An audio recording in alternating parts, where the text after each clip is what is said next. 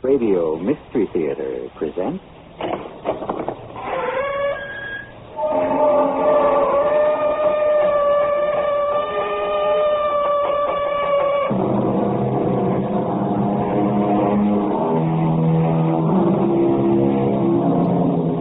Come in. Welcome. I'm E.G. Marshall. They say the grass is always greener in your neighbor's yard. If that's what they say, then they're saying it wrong. The accurate quote is, the grass always looks greener, which is a different story, no? The basic truth is that on closer examination, it's the same grass, the same weeds, the same burrs, the same nettles, and the same rule that applies to your neighbor's grass also holds true for his house, his job, and even his wife. But what can I do for you? Make me young again. Make you young? But I am not a medicine man. I am a doctor. Take 25 years off my life. It can't be done. I have $20 million. That is still beside the point. Now, look. I should be able to get something for my money.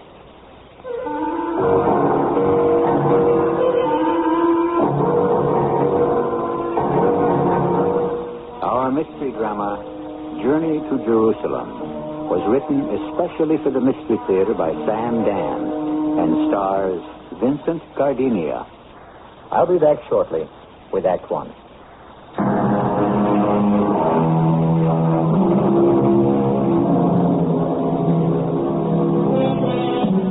Can you find it in your heart to feel sorry for a man who has $10 million? Or is it 15 or 20? Well, what does it matter? It's that first million that melts the ice. From there on up, it's smooth sailing. Elwood Joris is our unhappy millionaire. Elwood is in his 50s, and all the privileges and prerogatives of wealth are at his command, and yet he is unhappy. How simple it would be to feel impatience for Elwood Joris, but how unkind. Let us listen to Elwood himself on the subject in his psychiatrist's office. People refuse to believe me. Do you believe me, Doctor? I believe you, Mr. Joris. People don't take me seriously. They see me as a comic figure. I don't see you as a comic figure. Do you see me as a tragic figure? I have yet to make a diagnosis. But isn't it obvious? I am a tragic figure. Mr. Joris, why do you see yourself as a tragic figure? Because I'm a member of a minority group. Really? Yes. And like all minorities, there are people who hate us and fear us. And what minority group is this? I'm a member of the rich. The rich? Yes. Is there any group more misunderstood than the rich? Even your prejudice. I can tell. By your attitude. That tone in your voice. I know what you're thinking. Do you? Oh, don't give me that do you. I didn't come here to be patronized. Who do you think you're talking to? I'm Elwood Joris, the sole owner of the Joris Corporation. What are you, anyhow? You sit there and make $50 an hour and laugh up your sleeve? You miserable quack. Do you feel better?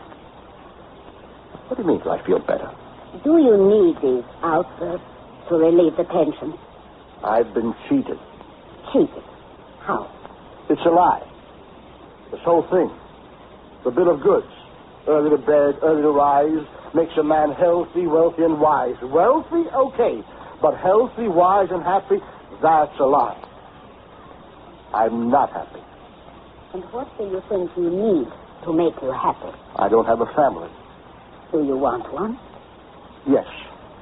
Well, you're still a relatively young man. It isn't too late to marry. It is.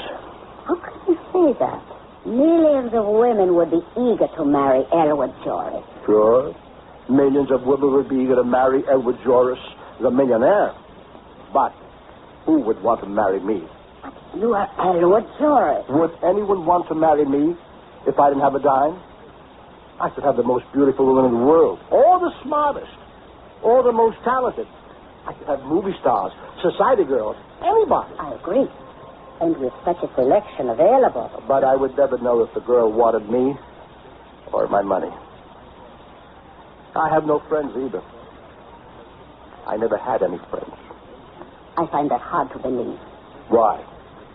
You know as well as I do, maybe better, that the one thing you have to be able to give a friend is time. I never had time for anything or anybody. I had to work. All the time? Yes. You see, Doctor, most people were born. I wasn't. You weren't born? No. I was found. Big difference. The average person's got a mother, father. Surely you did too. If you never knew who they were, then they don't exist. Do they?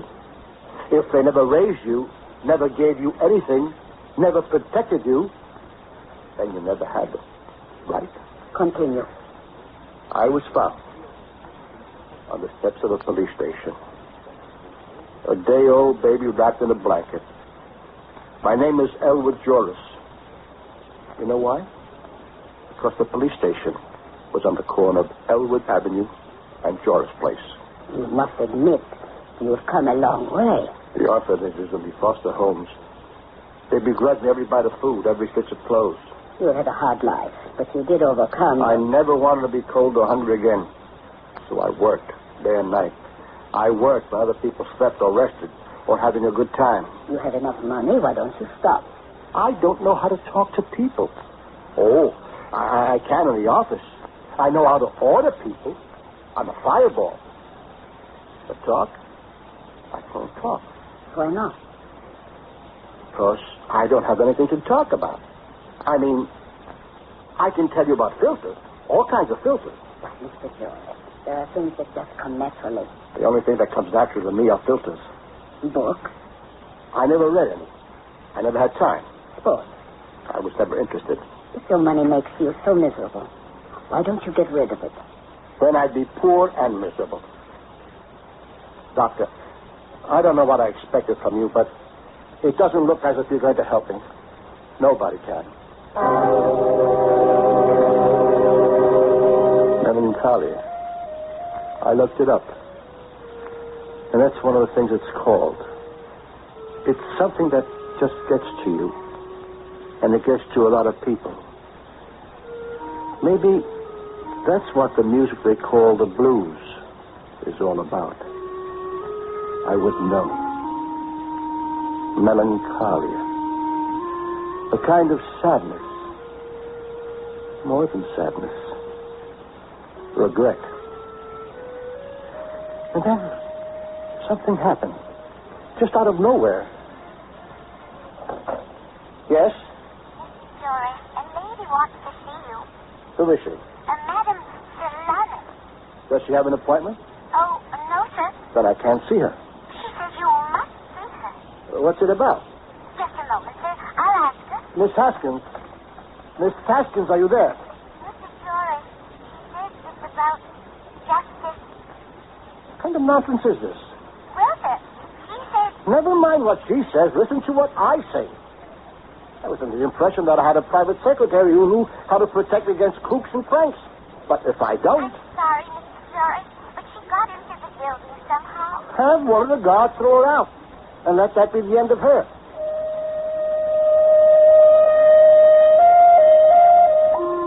But it wasn't the end of her. Nowhere near. For the next couple of days, when I least expected it, my private line would ring. Yes? Mr. Joris, that woman again. Didn't I tell you? I know, but she keeps pestering me until I just have to. But she shouldn't be in position to pester anybody. Tell Cardigan to come up here on the double. Cardigan, you're head of plant security. Your job is to see that no unauthorized visitor gets past the main lobby. And none of them do, sir. None. About a week ago, some woman was able to get to my secretary's desk. I remember that, Mr. Joris. I was called. I had her removed from the premises. She was wearing a kind of funny colored outfit. She keeps coming back every day. No. You know? We try, but she keeps slipping by us somehow. Well, she's at the desk now. throw her out and keep her out. You understand? Leave it to me, sir.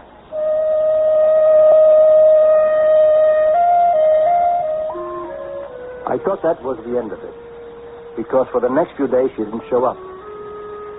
But then, at the beginning of the week, it was just after lunch, my secretary, Miss Haskins, came into my office. Now, before I tell you what Miss Haskins said, I better tell you what Miss Haskins is. She's about 40 but looks 60. Okay, maybe 50. She wears glasses, long sleeved, high neck dresses, and never speaks unless she's spoken to. Business is very serious and very sober. And I only hire serious and sober people. So, you can imagine where I was when Miss Haskins said... Mr. Joris. What's wrong, Miss Haskins? Oh, Mr. Joris, You must be sick. Let me call a nurse. No, she's here. Madame Solanus is here. This breaks it. I'll get the city police. We'll have her arrested for trespassing. Please see her. I beg you. Miss Haskins, what are you doing? I'm on my knees to you, Mr. Joris. Please see this woman. Get up this moment. Not till you promise you'll see her. Please. Oh, please don't ruin my chance, my last chance. Will you please control yourself and try to make some sense? I met him just 2 weeks ago. Met whom? You see, I've given up all hope. I was standing on the corner waiting for the bus. It was a rainy day. Has everyone gone crazy around here? Yes, there was a puddle. His car, the wheels splashed mud all over me. And he stopped, got out, and insisted on paying for cleaning. What has all this got to do with the woman outside? Gentlemen, I know he will ask me. Now, will you sit down, and I'll get a doctor. Oh, please see her, just for my sake. In 20 years, I've never asked a favor. You've got to explain to me why. She looked at me, Madame Solanus. Her eyes are black as coal. When they burn, they are fiery red. And she said, you will tell Mr. Joris he must see me, or I will make sure that a certain man will never call on you again. How did she know? A shiver ran through me. Please. Oh, for crying out loud. All right. Send her in. She walked into the office. Madame Solanus. And something seemed to come in with her. An air. A feeling. I don't know what to call it, but it was something. She wore a long dress with all colors of the rainbow. She had black hair that fell across her shoulders. And the eyes. Miss Haskins was right about the eyes. Black eyes that bore right through you. And when she spoke, you listened. You are the Mr. Elwood Joris?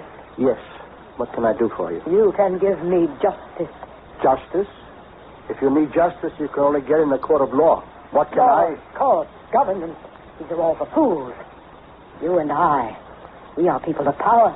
We can give each other justice. But what is this justice you want from me? Simple justice. Or else... Before I entered this room, I would have said, justice or I shall destroy you. But now that I look into your eyes, I say justice, or I shall allow you to destroy yourself.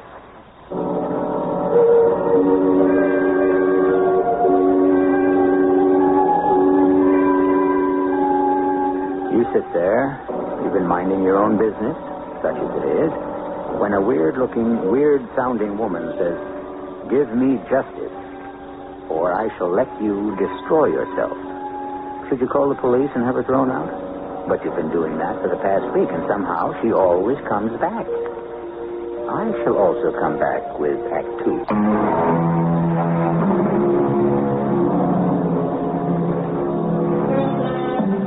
2. Today, we're giving you a classic story because it's concerned with the problems of the rich. Years ago, practically all of literature dealt with the high and the mighty. Shakespeare's plays, for example, are about the deaths of kings and nobles, for the most part. Isn't it comforting to consider that even a millionaire has the same problems we do? And as for Mr. Elwood Joris, He has even more. Who are you to threaten me with destruction? I consented to see you only because you scared my secretary out of her wits. You could put it another way. You could say I revealed what her future might be. Put it any way you like, but get to the point. Ah, yes, the point. The sharp, piercing point. So, you are the Mr. Elwood Joyce. I think we established that. You own a building of wood and stone at 72 Ridgewood Place. I don't have the faintest idea. You are not aware of your own possessions. Madame, I own, among other things, a company that buys and sells buildings. I have no idea where those buildings are. You are unaware that this building is 6 stories high, that the roof leaks, the hallways are not cleaned, there is never hot water. I don't wish to sound harsh, Madame, but I make no profit from these buildings. I'm stuck with them, and if you don't like it, you can move. I have no wish to move. Then what? I like the building. It's decrepit, almost deserted. It's just the type of place I require. For what? For my business. What business are you in? I am a sister to all mankind. What does that mean? It means whatever you like. You still haven't told me what I have been asked to leave your building. You have in your employ a person named Swenson. I don't know. Perhaps the name is Jensen, a woman. She said I must go. I refused. Just a minute. Miss Haskins? Yes, sir? A woman named Jensen or Swenson. Who is she? I don't know, Mr. Joyce. Well, find out and call me back. Now, what is this about you being a sister to all mankind? Why does this confuse you? It wouldn't confuse me if you told me what it means. Are you a brother to all mankind, Mr. Joyce? In the sense that all men are brothers? I suppose you could say that. Do you feel this brotherhood? Feel it? Well, do you think about it? No. Madam, I'm a very busy man, so if... Busy doing what, may I ask? Look here. Yes? Ingrid Benson manages your city holding corporation. Thank you, Miss Haskins. Miss Benson. Oh, yes. Why did she want to evict you? What? Have you put out of the building? Well, why don't you ask her? Miss Haskins, get me Ingrid Benson. She will not be at her office. Where is she? In the hospital. Never mind. The hospital? Yes, nothing serious. A sprained ankle, I believe. I warned her she would be punished, but I didn't think it necessary to be too severe. What did you do? What did she do? I noticed you never ask one question at a time. What did I do? I caused her to relax her vigilance while driving her car. A very minor accident. What did she do? She ordered me to leave your building. Somebody's got to tell me why. As I read her mind, she considers me, what is the word? An unsavory person. I still don't know what all this means. How do you make a living? I am sustained by the gratitude of my brothers and sisters. What does that mean? Why do you seem to have such difficulty in understanding? I don't believe it. Here I am in the middle of a busy day with a million problems and this weird, absolutely crazy. I mean, do you know what I did? I went to the hospital. I actually took a cab to the hospital. And I walked into Miss Jensen or Benson or whatever her name is room. And I got the shock of my life. The woman was terrified. I don't want to talk about her. Miss Benson, I'm Elwood Joyce. Oh, go away, please. I own City Holdings. I don't care. You have to talk to me. I quit. I know. You're not feeling well. But we have to get to the bottom of it. She's a witch. Come now, Miss Benson. Yes, she's a witch. I should have believed her. Believe what? I won't say another word about that woman. She is a woman. Look at me. In my life, I had an accident.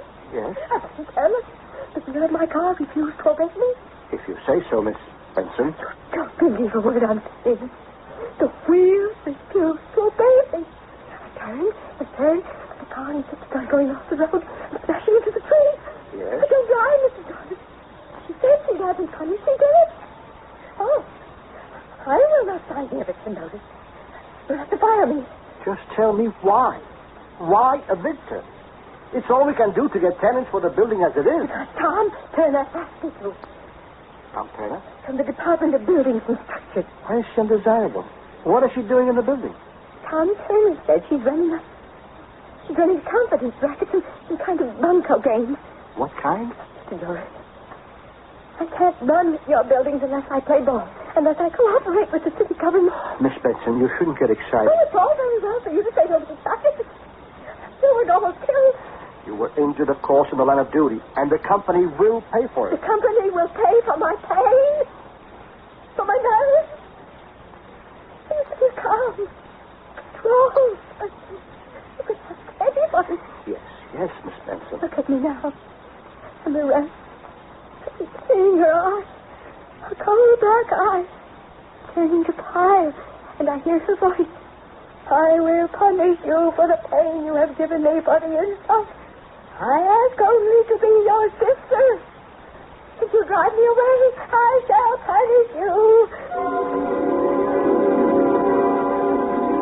I had to get out of there before I would go insane myself. What kind of a game am I being suckered into? Who has time for this kind of nonsense? And yet, would you believe it? I had every intention of telling the cab driver to take me back to my office, but the words that came out of my mouth were, City Department of Buildings and Structures. Yes, Mr. Joris. How can I help you? Mr. Turner, the premises at 72 Ridgewood Place. Yes, sir. Oh. Excuse me. Nothing. Got a funny twinge in my arm. Let me see. 72 Ridgewood Place. Yes. Yeah, that address sounds familiar. You asked Miss Benson, who works for me, to institute eviction proceedings against Madam Solanus? I did? Well, yeah, if she said so, I guess I did. May I ask why? Why? Ow. Is there something the matter, Mr. Turner? Oh, that's my arm. I can't understand it. My arm is burning up. Oh, perhaps I'd better come back another time. Oh, wait a minute. I remember. The DA's office asked me to get that dame out of there. Did they say why? Mr. Turner, you seem to be in pain. Why? Oh, well, they said something about bunco, flim-flam, who knows. It could also be she's not paying off the right people. Oh, my arm. Maybe you better get some attention. Well, I can't understand why. I mean, I didn't hurt it or ever have any trouble, but... Oh, that dame. Dame? Oh, this is crazy. I was crossing the street coming back from lunch, and this dame in a crazy-colored dress with long black hair, she says to me, "Are you Tom Turner?" And I says, "Who wants to know?" And she says, "Well, if you are Tom Turner, your right arm shall wither." And ow. Wait. Look out that window. Huh? Standing there, near the fire alarm box, that woman. Is she? Yeah, that's her. That's the one. Oh, my arm is killing me. Why is my right arm killing me? Of course. It was Madame Solanus. And she was looking up at the window. Her eye caught mine and she winked. I ran downstairs. What's happening here? What did you do to him? What did you say to him? The last question first. What did I say to him? I said, your right arm shall wither. Why? Why did you say that? Because he has forgotten Jerusalem. What kind of nonsense? You presume, and with great danger, to call the immortal book nonsense? Is it not written, if I forget the old Jerusalem, may my right arm wither? Get to the point. This is the point. What is Jerusalem? A city in Palestine, Israel. What are you? Jerusalem is more than a city. Jerusalem is humanity. Jerusalem is the spirit of justice. All right, but... He has forgotten Jerusalem. But still and all... Your second question. What did I do to him? I did nothing. I am but an instrument for which a certain will is expressed. Madame Solanus, what do you want? I want Jerusalem and the right to help others find it. Why must I be turned out of my home as if I were a common criminal? I can't go against the city government. Are you afraid? It isn't that. Yes, you are frightened. Fear is written on your face. Fear, doubt, and death. I see it. Now, Madame Solanus, whoever you are, whatever your game is... Why are you frightened? There is nothing I can do for you. You are terrified. What are you trying to do? Hypnotize me? Tell me. It won't work. Tell me. It won't work. Oh, you'll tell me. Tell you what? Everything. Everything that is tearing at your heart. Everything that is destroying your soul. I cannot prevent the city from putting you out on the street. We are above the city, you and I.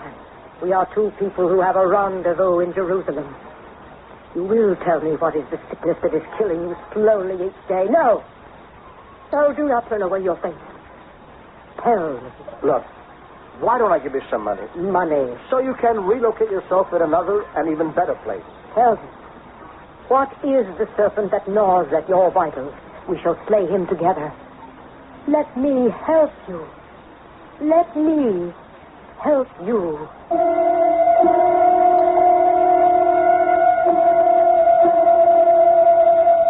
Let me help you, she urges him. However, on the basis of the few facts we have so far, Madame Solanus is anything but a helpful lady. She has driven one woman into hysterics, another into the hospital, and has given a man an armful of fire. Well, there are two sides to every story and every person. For another aspect of Madame Solanus, I shall reconvene this group in just a few moments with Act 3.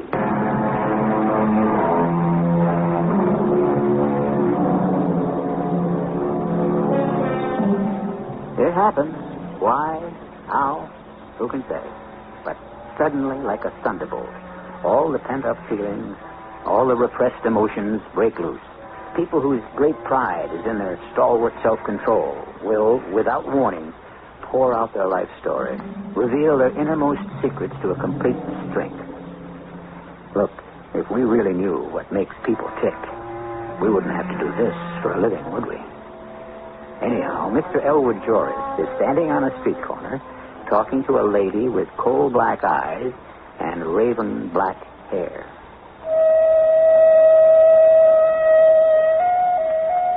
Am I losing control? Am I being hypnotized? Nonsense.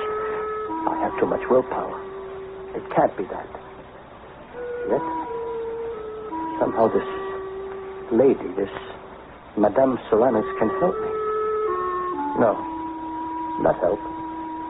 The word is save. She can save me. Before I know what we were doing, a taxi has pulled over to the curb, and I hear her say, 72 Ridgewood Place. I'm like a man in a dream. I'm suddenly in a room, an ordinary room, with just a table and some chairs. It is never too late to be saved. It is for me. No. Speak. You wish to be saved. Saved from what? Loneliness. But you see, I have to be lonely. Why? Because my life has been thrown away. Yes, but it can be found again. Where? How? The answer is always to be found in Jerusalem. I have been to Jerusalem. I found no answers. I showed some filters, but I found no answers. You still do not accept Jerusalem? It is not a place on a map. It exists in the heart, the soul. Accept it. Tell me how. How will it help me? First, you shall tell me. Why do you say your life has been thrown away? Because I see it so well. What I am now is what I have created over the past 50 years. It's too late for me. No. Let me show you. Look into my eyes. Deep into my eyes.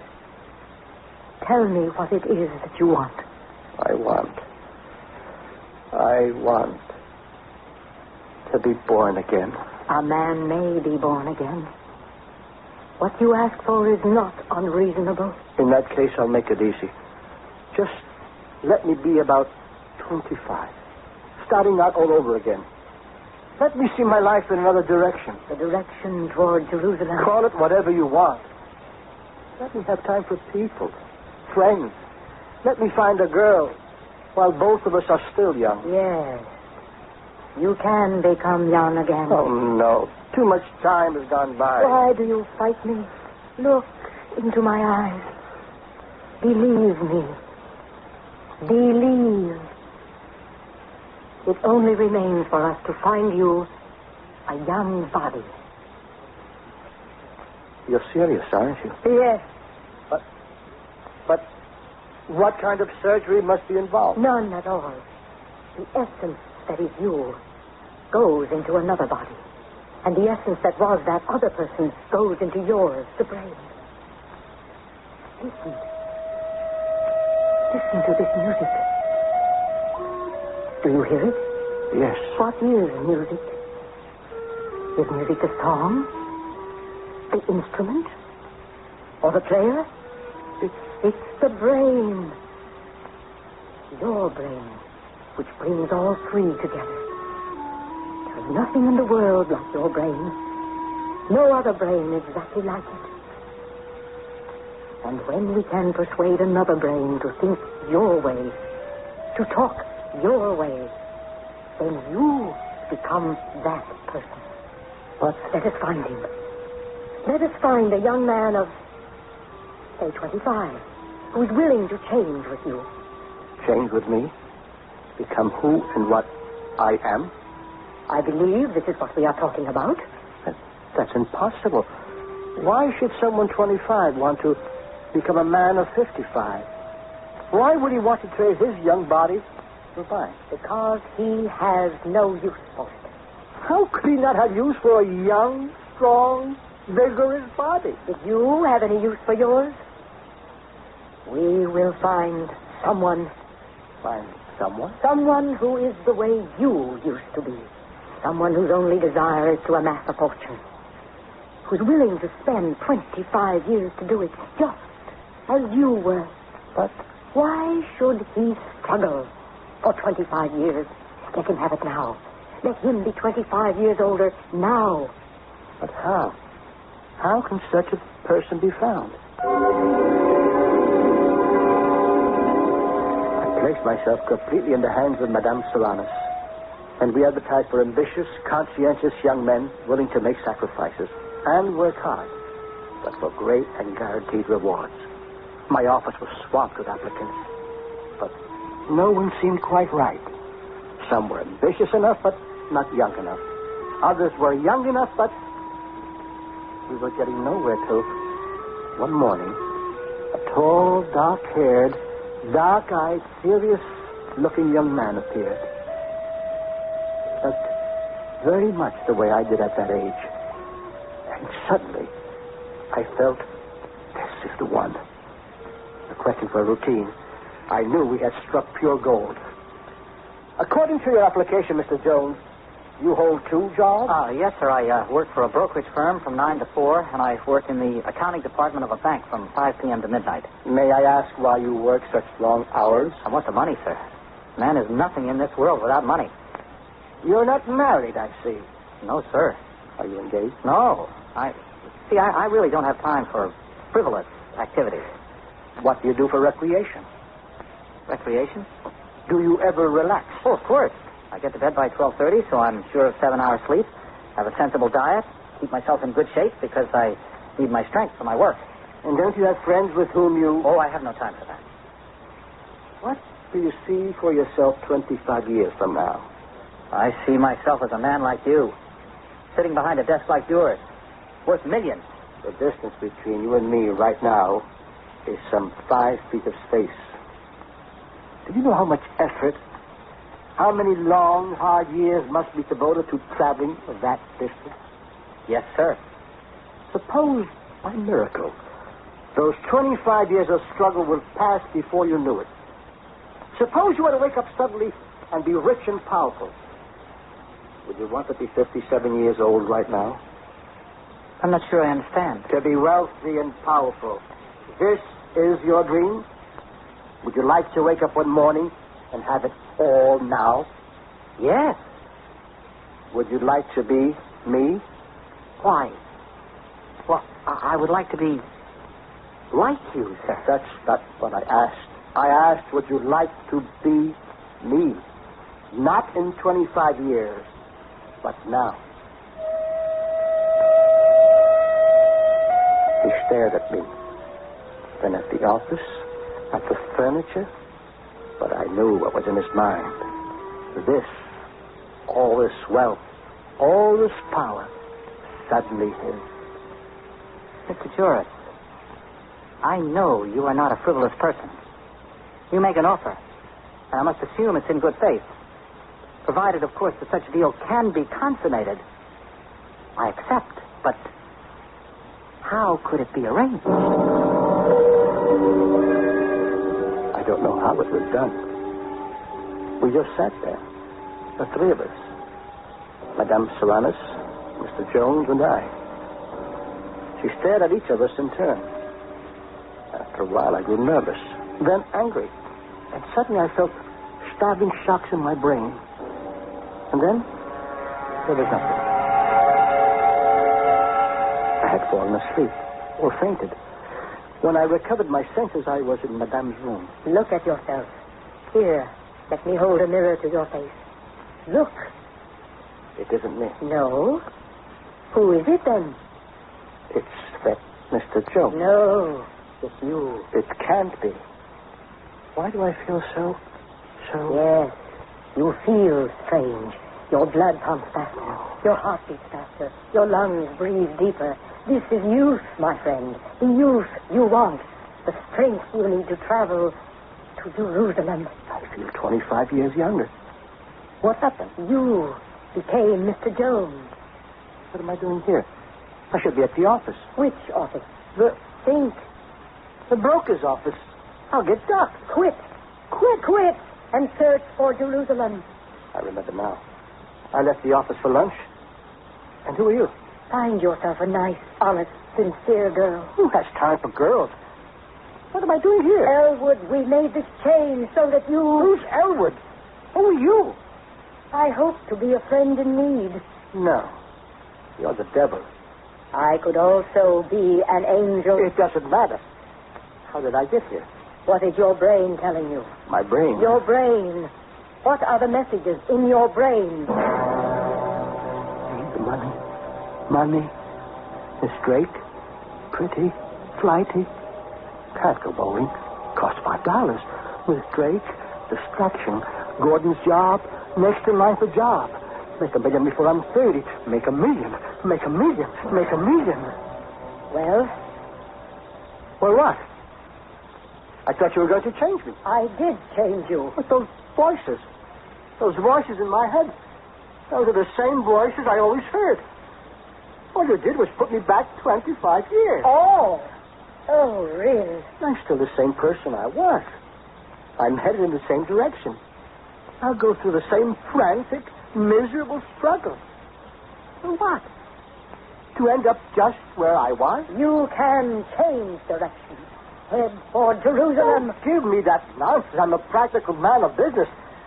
I'm wasting my time here. Elwood, Jerusalem.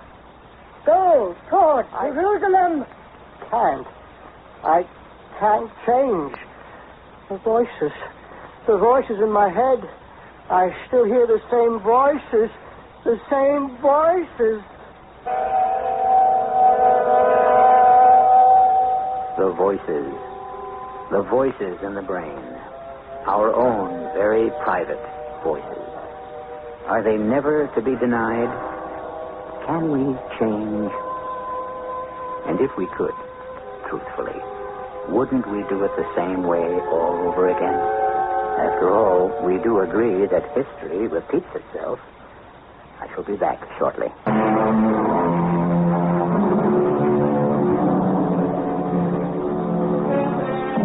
Somehow, Elwood Joris got his wish. He said, I have wasted my life and destroyed my opportunities for love, for friendship, for true happiness. If I only could live those crucial formative years again. If only. What about young Mr. Jones, who became middle-aged Mr. Joris? Was he happy with the transformation? That's another story. And you only get one each time. Our cast included Vincent Gardenia, Joan Shea, E.V. Juster, and William Redfield. The entire production was under the direction of Hyman Brown. A preview of our next tale. Didn't you say the banquet started at 7:30? Yeah, I thought I'd drive over and pick Emery up. I don't really trust him to attend a banquet, even in his honor, unless somebody sees to it personally that he gets there. Not a bad idea. Oliver, do you know a Nicky Bell? Nicky Bell? No, never heard of him. It's not a him, it's a her. Daisy says there's something going on between her and Emery. Emery Peterson? You've got to be kidding. Emery Peterson's the straightest husband I ever knew. Well, present company accepted. Well, it's not that kind of a thing. At least Daisy says it isn't. She's not sure Emery isn't being blackmailed. Well, that's almost as silly as the other. Emery never did anything he could be blackmailed for. I'd stake my life on that. Well, something strange is going on. This is E.G. Marshall inviting you to return to our Mystery Theater for another adventure in the macabre. Until next time, pleasant dreams.